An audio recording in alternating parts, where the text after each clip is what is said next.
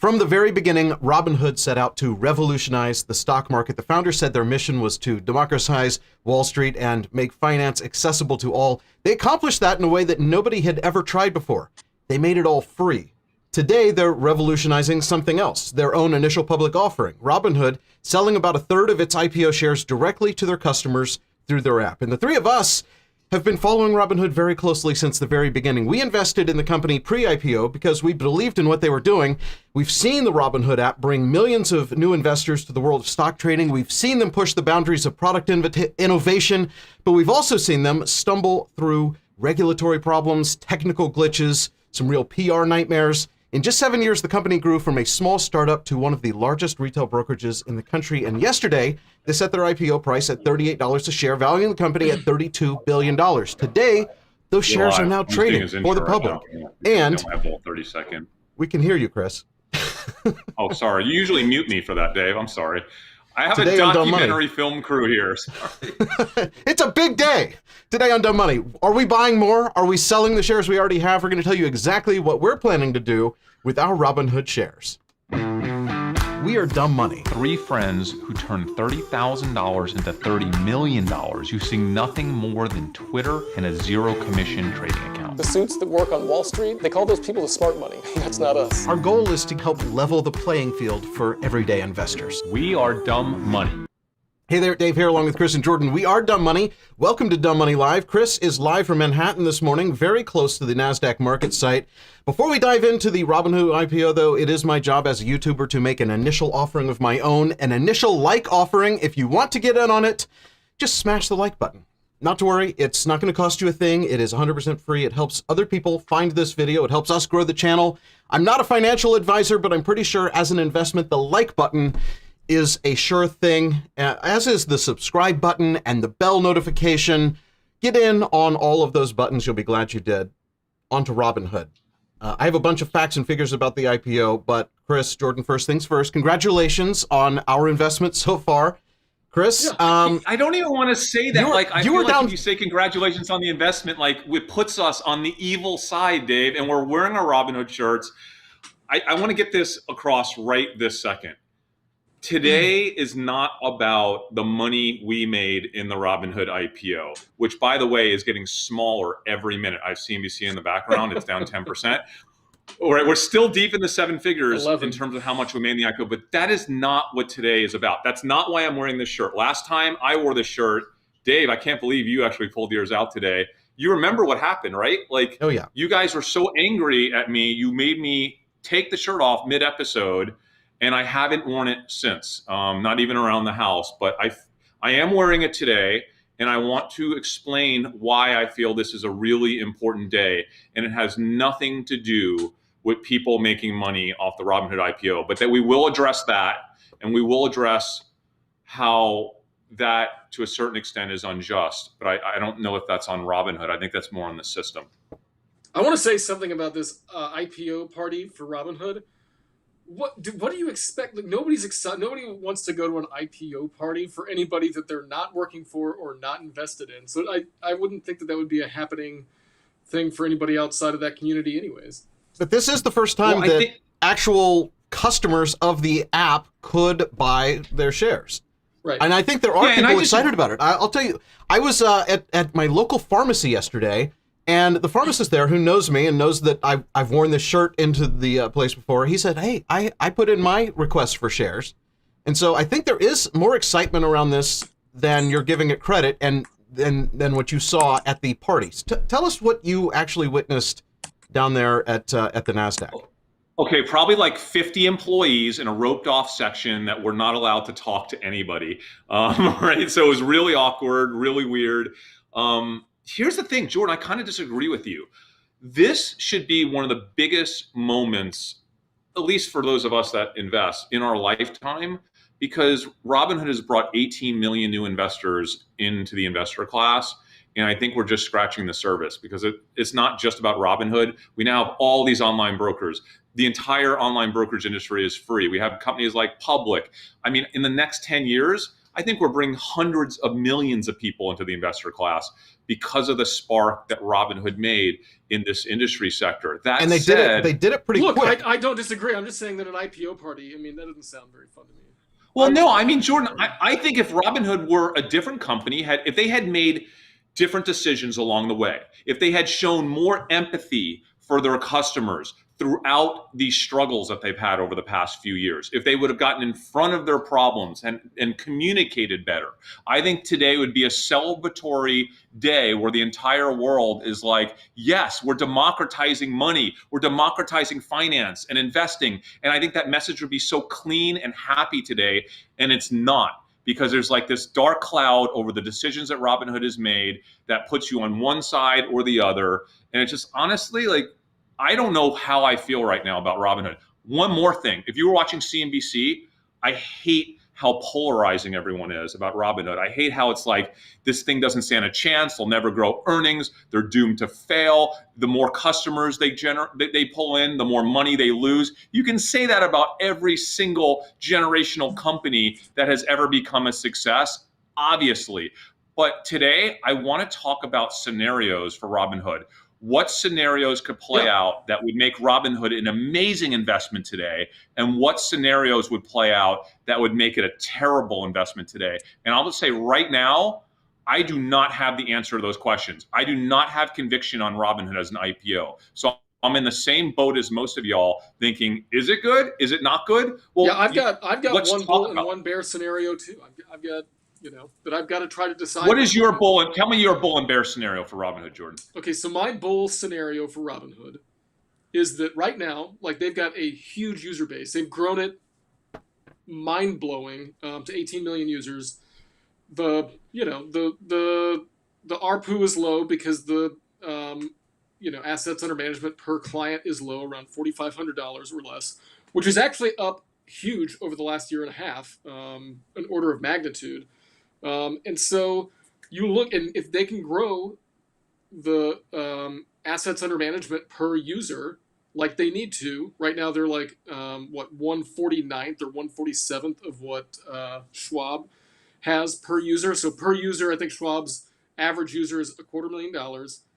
Robinhood's is $4,500, but you skew a little bit younger Robinhood. And if they can hold on to these people, and if they can watch these people, keep investing, keep growing those account sizes, then at that point they could actually end up with a higher ARPU than Schwab has, right? Because right now, I mean, like I said, they're at like 1/5 the RPU, but 1/47th the account size, and so I think Jordan, that's their average age of their customers 31. 31. That's what I'm saying. So what I'm saying age. is that they're able to generate more revenue per dollar per user than Schwab is. Now, the dollar per user is a lot smaller, right? So they're starting off a lot smaller. But I think, I could see that is a really good setup, but it's a long-term setup, right? So you're looking at a decade before they can really grow these, account sizes. This is a multi-decade story. And yeah. Jordan, will you not say that the one thing that's highly likely is the account size at Robinhood is not only going to grow, but should exponentially grow over the next 2 decades as their average age increases from 31 to 61, like Schwab. Yeah, it's grown one order of magnitude over the past 2 years, right? Because their average account size around 2 years ago was like mid few $100s, and now it's mid $1,000, right? And so that's an order of magnitude. That's a big change. So they've grown from a few $100s per account to a few $1,000s per account in like over 2 years. Few years. Yeah. Just imagine their account size in 10 years if they don't screw this up. And again, I say that if they don't screw this up, right? And a lot of things have to go right, not just for them, but regulatory wise also. And the regulatory side is my biggest bear case. And that's really always been our concern with them is we always got in early because we saw this huge opportunity. They changed the game for brokerages, right? And everybody had to drop their prices to free to catch them. They do have this, newer investor class that they've introduced. It was exactly their plan to introduce new investors, democratize Wall Street, allow anyone to invest. And so they've followed their plan. And that's what I like about this company is that even though they've had all of these missteps, and every time they do, we go on and talk about it, but that just gives them more publicity. They've had more signups since they stopped letting people sell their or what was it, the AMC shares? Yeah. They had more signups after that. Well, I think, look, after all that stuff happened, people got to see how the sausage was made, right? And so they got to see under the hood what's actually going on with their transactions, and now people know how it works, not just with Robinhood, but with other brokerages too. Yes, but one of the biggest knocks against Robinhood, right, is that unlike what Robinhood is supposed to be, they're actually taking money from the poor or from regular folks and giving it to the rich, right? Like $30 billion IPO, now $25 billion. I don't know. Like that money was created because of ordinary people, 18 million ordinary people getting on the Robinhood. It's because of them that Robinhood has the value it has today. And yet that money is going to venture capitalists, it's going to banks, it's going to funds, it's going to the wealthy. And now the rest of us, I say us, we're very fortunate. We're probably the tiniest people on the Robinhood cap table, but it's going to the rest of the world today at 30 billion. And is that fair? Isn't that like hypocritical? But it's not Robinhood's fault, I don't think, right? It's the system's fault. The reality is, I would love to see a system that when Robinhood had 100,000 customers on a wait list when they first started, remember that? Like, why weren't those 100,000 people allowed to invest in Robinhood back then? Why was I allowed to invest in it? Someone that didn't believe in the company, someone that didn't believe in their business model, someone that didn't see it. I invested in it indirectly through a fund, and then directly we invested in it once we realized that we didn't see it correctly, right? And we finally saw the light of why people were using Robinhood. But why were we allowed to do that and other people can't? Like, that's the rub here. And I think that's the biggest takeaway today. Robinhood has democratized finance. It's brought people into the investor class. I think it will ultimately help close the wealth gap. But how do we take additional steps? Listen, we're investors, we're to some extent influential investors. What can we do as people that support not just publicly, trading in public companies, but we invest in a lot of startups, right? How can the next Robinhood do things differently to even further democratize finance and money? By the way, Dave, there are a lot of negatives on Robinhood in terms of from an investor's perspective. But just hit on some of the scenarios. How can things turn bad for Robinhood that would make it a terrible investment today? Well, what are your thoughts? And Robinhood put out their own disclosures, had to go into all of the kind of worst case scenarios, just as with any But forget about their perspective. disclosures. What are the real things? I mean, because they're going to put everything on their disclosure list. What are the three things, or one or two things that worry you the most, that would keep you up if you kept all of your Robinhood shares? Because we have a lot of Robinhood shares, and we're not able to sell them right now. We're locked in. We cannot sell them. 180 days, baby. 180 days. What keeps you up at night, Dave, here are my Robinhood as a Robinhood investor? What keeps you up? I will go first, and you can make fun of mine, but here it is. I think the SEC is getting a lot of heat for payment for order flow, and so we've heard I think chairman or somebody high up in the SEC actually talk about investigating and trying to figure out, where the conflicts of interest lie in payment for order flow, right? I mean, you have to admit there are conflicts of interest. Perhaps they'll investigate. They've been investigating payment for order flow for 10 years. If that goes away, then their entire business model has to change, right? Because that's so does everybody, right? Yeah, they'll just have to do what the brokerages did before payment for order flow was the way they were able to give free trading, right? Right, but that could be a big shock to their business model, right? It would be. It would be a change, but I ultimately don't think change for order flow is going to change that much. I think they will do investigations. It will take forever. They might make some small tweaks, right, to take some, to deal with some issues in terms of, having things in the system that are conflicts of interest. I think they'll remove that, but I don't think payment for order flow is going anywhere. I think in UK that they don't. I think in most countries in Europe, they don't have payment for order flow. Like, it just doesn't exist. Jordan, in the UK, they pay through. You know how much they pay for commission in the UK? Remember how much it Their used to cost us commissions are trade stocks here? It was Oh like my gosh. $150 just to talk on the phone to someone.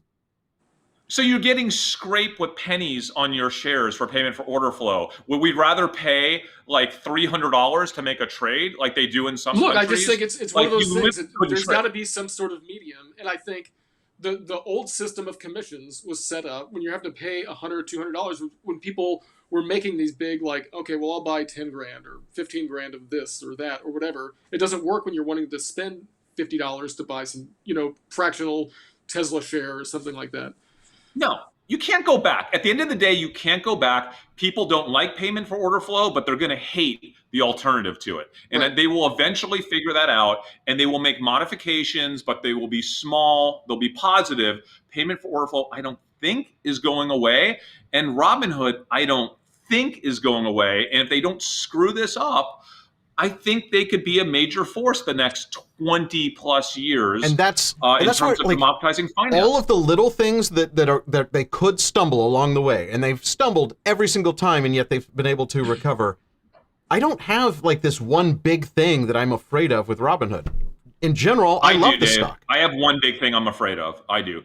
I'm afraid that the crypto markets will evolve in such a way to where there will be less attention on things like Doge. Like, they made a lot of money off Doge. Okay, we know that. Meme and that is- trading, right? That is something It that was they like talked 6% about. of their revenue one quarter, wasn't it? Like 6%, something like Yes. And There- nobody is there's a expecting trading to continue the way it has in crypto, in stocks, and meme stocks, and all of the highlight on, all the focus has been on retail investors, and that's not going to. I think that could change. That will fundamentally affect their ability to do business. Short term, it exactly. will destroy their revenue. If people start to trade less actively, and there are less opportunities for them Yeah. to get into active crypto trading temporarily, Robinhood could get crushed.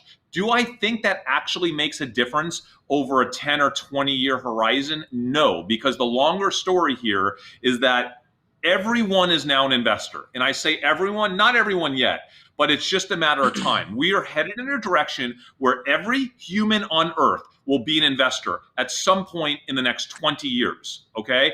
And when the entire world becomes investors, companies like Robinhood, that are the gateway to that new world of being part of the investor class, have numerous opportunities to monetize relationships, not with 18 million, but with 180 million people. It could end up being 500 million people globally. Who knows? But when the entire world becomes investors, our parents didn't think about investing. Maybe they had a broker, right? If you were wealthy, you maybe had a broker. Maybe you were in the investor class indirectly.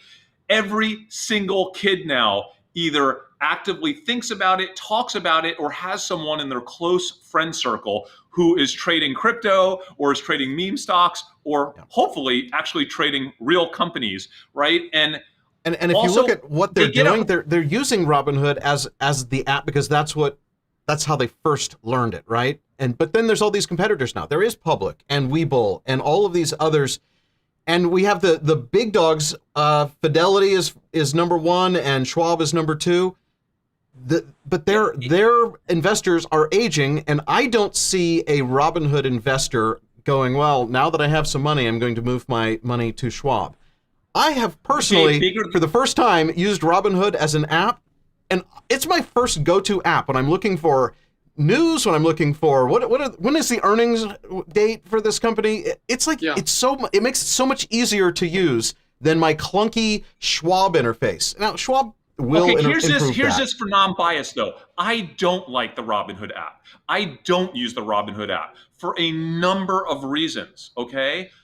But that aside, this whole concept of calling Robinhood a casino, like I just heard on CNBC, it's just a casino, right? It's not investing. They said it's not investing. That is insane. That is there insane. are 18 million people on Robinhood. I was just on the street of New York, found a random person, and I was like, do you invest? Like, he's like, yeah, I use the Robinhood app. And I was like, okay, what do you use it for?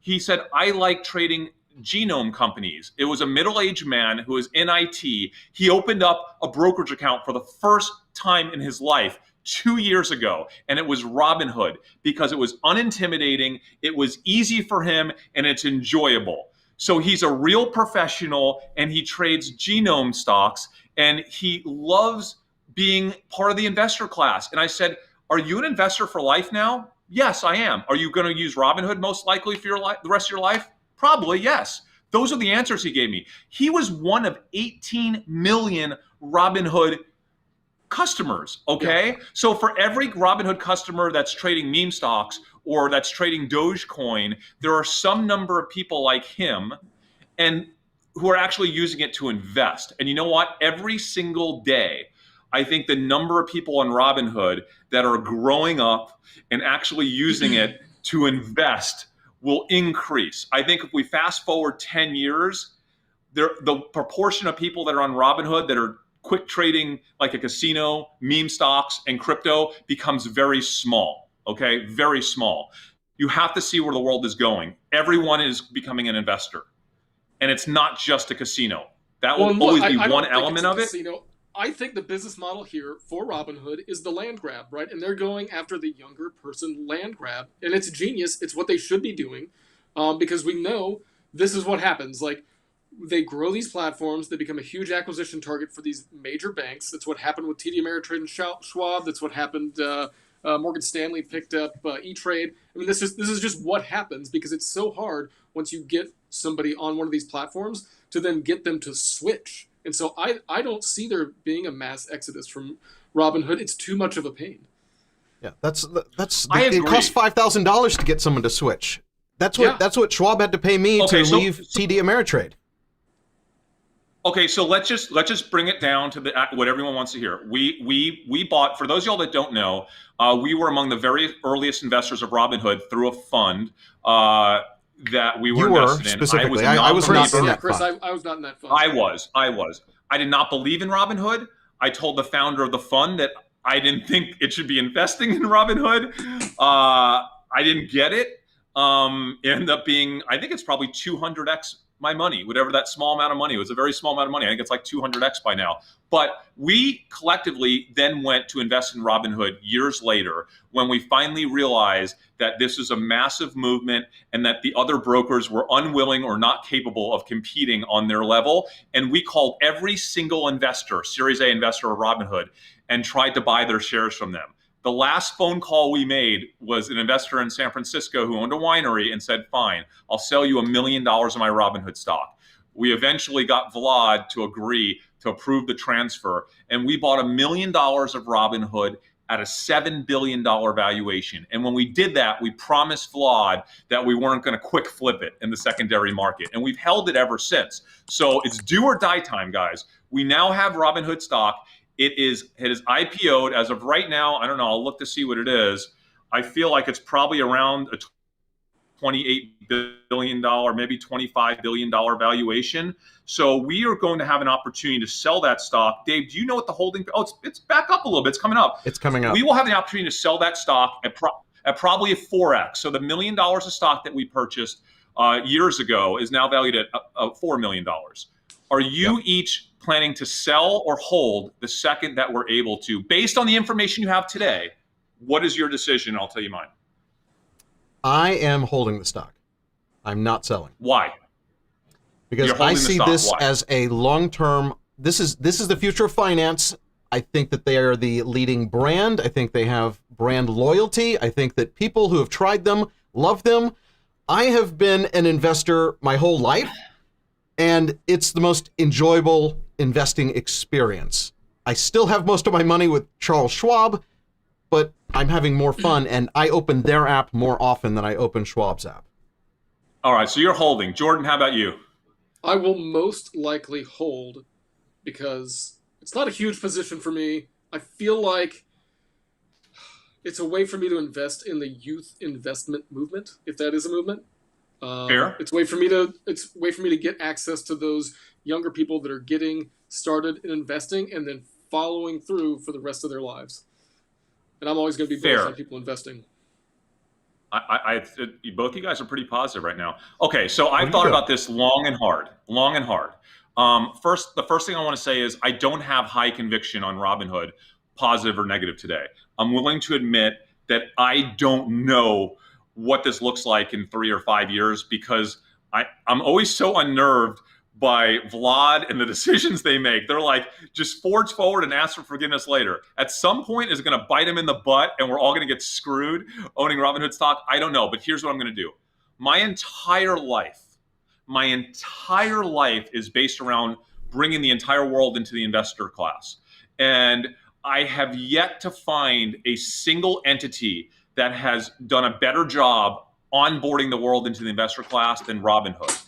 And I would like to believe that that will continue over the next 1 to 2 decades. So I will have a hard time getting rid of all of my Robinhood shares. So I will always keep some. I am going to keep some because I believe if they don't screw this up, if they don't screw it up, I believe Robinhood could be one of the biggest stories of our lifetime over the next 2 decades. I think that's possible. And I hope that that happens. Because if that happens, we all win. That said, it's high risk, and I don't want Robinhood to be that big of a part of my portfolio. So I'm not going to keep the whole thing. I'm probably going to sell, let's just call it half. I could see myself selling roughly half of my Robinhood position. And what am I going to do with the half that I sell? I'm really excited to announce this. I might as well do it right now, guys. This is a really cool opportunity. We have this documentary film crew here, and I want to just, Dylan and Tejas, Yeah. I'm in New York. Part of why I'm in New York is because, for those of y'all that don't know, me, Dave, and Jordan, we hadn't done it in a while on Dumb Money because of the pandemic. But starting this fall, we're going to bring you back into our world of investing in startups because that is really half of what we do. Jordan, I know it's the thing that you're most passionate about. It's a big part of my life. And I am always looking for the next Robinhood because that's where the real opportunity is, right? To really make a difference and to really kind of grow wealth. And I hope to be able to do that with founders that will make good decisions and help push this democratization movement forward. So I want to introduce Dylan LeMay and Tejas, Dumb Money's new partners, the ice cream king himself. For those of y'all that don't know, this is Dylan, this is Tejas. We are in New York, and we are opening, I don't even want to call it it is an ice cream store, but it's the beginning of, I think, what will be a community empire that is built for and built with your community that you started building a year and a half ago on TikTok, and you went from 0 to 10 million followers on TikTok just in like the last year. And Tejas, you just a few months, you went from 0 to 500,000, and you guys are working together on this project. I think the goal is to build something with your community for your community. And it's ice cream, so it's like this happy thing. Like, hey, if there's ever an IPO with this future company that Dumb Money, I think there's going to be people cheering on the street. I really do. We'll be standing in front of NASDAQ, and it won't just be the employees. My goal is, if there's ever a moment like this for Dylan's company, that there are thousands and thousands of people who are not employees that are cheering it on because they were part of this and they felt that they were part of the story from day one. And I'm just teasing that because I think that Dylan is willing to do some things that are very different from other founders in terms of bringing his community into his venture from day one, and which is why we're really excited to work with him. Dave, Jordan, I wish you were here in New York, but you'll have plenty of opportunity, to hang out with us in the next few months as we kind of build this venture. So, hey, I just want to introduce you. What do you want to say to the Dumb Money world? I know you can't hear Dave and Jordan, but Yeah, I was gonna say, I think it's interesting. One thing we're doing are building these vlogs to going from 0 to 1 about this ice cream store. Like yesterday, we were looking at New York real estate, and we filmed the whole thing, and now it's on YouTube on his channel. yeah, what's your channel? Tell people. Mine's your channel. at Tejashulur, TEJASHULUR on TikTok. Yours more impressive. Nice on the screen. But I'm Dylan LeMay. I was in the comments, so you can find my name there too. But I'm also on the screen, I guess. So there's that. Yeah, but like exactly this, right? We're showing the process of going, because as a 20-year-old, this is the stuff I wanted to see. right? Like we hear about startups and the beginnings of it, but what's actually happening behind the scenes? And that's what we're trying to build, this ice cream store, this experiential. We'll bring it up later, but I think it's so interesting to see like exactly this. Yeah, and the bottom line is we're here on Robinhood IPO day. I'm gonna take a big chunk of the money I make off the Robinhood IPO, and I'm putting it into your ice cream shop. Okay, your ice cream vision. It's not just a shop. It's not just an ice cream shop. It will be a global ice cream empire built with and for Dylan's community, and I'm really excited to do that for sure. I can't wait. What can we learn from Robinhood? We can learn from their mistakes. Yeah. We can learn from what did they do wrong and what could we do differently? And that's I'm still learning every day, trying to figure out what can we do differently. But it's cool to come full circle. Like we were there at the beginning of Robinhood, now we're there at the IPO, now we're here at day one with Dylan and Tejas. Awesome. Yeah. That's it. Thanks guys. Appreciate it, man. Appreciate you. Appreciate Thank it. you. We're Nice actually to after this, we're headed back to the shop. We've been looking at shops in Soho and NoHo, and if you guys have any opinions so on where to open up exciting. an ice cream shop in New York, let us know. Yeah. And the name. And the name. We need a name. We need a name for an ice cream shop that's more about the community than it is even about ice cream. So if you know Dylan and you know his channel, what would you call it, right? And it's not just about an ice cream shop. It's about a whole future in leveraging ice cream to help better connect the world, in a happy place, right? Happy brand. And we'll have information about how the community might be able to invest in this as soon as we figure all of that out. Yes. That's I think the most exciting part. It's we always promise that, and we're trying really hard to make that happen for you guys. So stay tuned, watch Dylan's channel, watch Tejas' channel, and we're constantly giving updates, and we want our community to be part of this too, in addition to their communities. Because listen, we're investors, right? So let's do this together. And speaking of our communities also want to hear social arb, and we know we've been promising that we would talk about more companies and more social arb opportunities, but we couldn't push back. Robinhood's IPO was not going to change their schedule for us. Yeah, we promise you guys that we will be more active. Just give us a couple weeks. We're traveling a lot this summer. We have a lot going on. I promise you guys, we will get back into a regular scheduled rhythm of episodes that will be social arb oriented. By the way, everything we said about Robinhood, we're not financial advisors. We are making our own decision. We have big decisions to make for ourselves on Robinhood. So we want to take you through the process that we go through of running scenarios, good and bad, as to what we would do. And then what we encourage you guys to go on our Discord, poke holes in our thesis, tell us what we're missing. Do you agree with us? Do you disagree with us? We're a community. Let's collaborate and help each other make better decisions. We love you guys so much. I want you to be a much bigger part of our investment journey, not just in trading publicly traded companies, but investing in startups. And I'm so excited for the next decade and for the pandemic to be over. Dave, Jordan, I love being in New York, and the energy is coming back. I'm feeling it, guys. Yeah. If we can just get through this D variant, I'm totally feeling the energy, man. I cannot wait to get back out in the real world and start hanging out with creative people who are founding companies and taking you guys as part of that journey on our OG channel, just Dumb Money, not Dumb Money Live, the Dumb Money channel. Please sub to that as well. You can find it at dumbmoney.tv. You can find us on all of our socials. Also, an important announcement, in addition to this live stream, I'm doing a live stream tonight at 6 Eastern, 5 Central, 4, 3, on all the time zones. Figure out where it is. But if you want to see me reveal all of my credit cards and my $269,900 credit limit, and how that came to be. It was the most requested thing for my last live stream, so I'll be doing that tonight. Dave, is that bad to have a credit limit that big? I've heard that can actually hurt your credit. It seems to only hurt your credit based on, I know what Dave's trick is. Based on your income. No, it's across a bunch of cards. Yeah, it's all of my cards, and so that is all of my cards.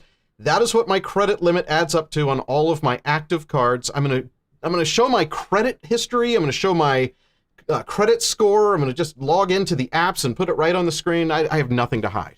How can I except for calculate my credit limit, Dave? Because like American Express, they don't like show a credit limit, right? okay, so it excludes the non-limited card. So that Okay. is my limit based on cards that actually have Just a based credit on, like, limit. the So my MasterCard Amex systems that Platinum actually card, give you a number. Yeah.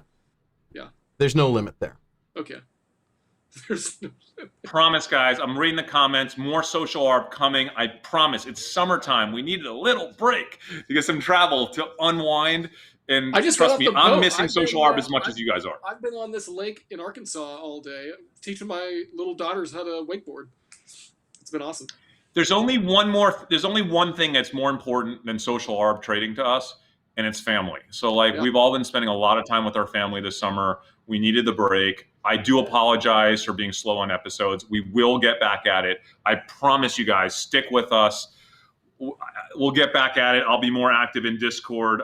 The guilt is already coming over do you me. even see what we I- have going on, guys? We have Chris and Jordan both traveling, and yet they're on this live show. I'm traveling pretty much the entire month of August, but I'm You're out taking next my week, right, Dave? suitcase with me. I'm actually still in Did you town make most me of pack next a week. whole suitcase just with my equipment for this trip? Like I had a whole suitcase just Have with all this stuff that you make. You've me seen take. my setup. I just want to do this on my iPhone. Well, I mean, you could. Well, I'm doing it on my laptop, and I will say, Chris, you look so much better than me right now, so it's worth the effort. You put the effort in. Awesome. That's great. I'm glad to hear. All right, guys, I'm having so much fun. I'm literally coming back to Dallas today. So let's hop though. I have ice cream store sites to look at this afternoon. So I gotta hop. Oh, also, one more thing. We have a really cool documentary. Because we could officially announce it because it's out there. I don't know. Am I allowed to say the title of it too? Go for it. The meme economy. Is that what it is? Yeah. Come back. Can you come back here and just like let me? This is Chris. This is the director, Dave. You've been working with Chris for a while. Hey, everybody. We Look have at an that entire camera. That's crew so in much here. better than what we're using. That is a lot better than what we're using, right?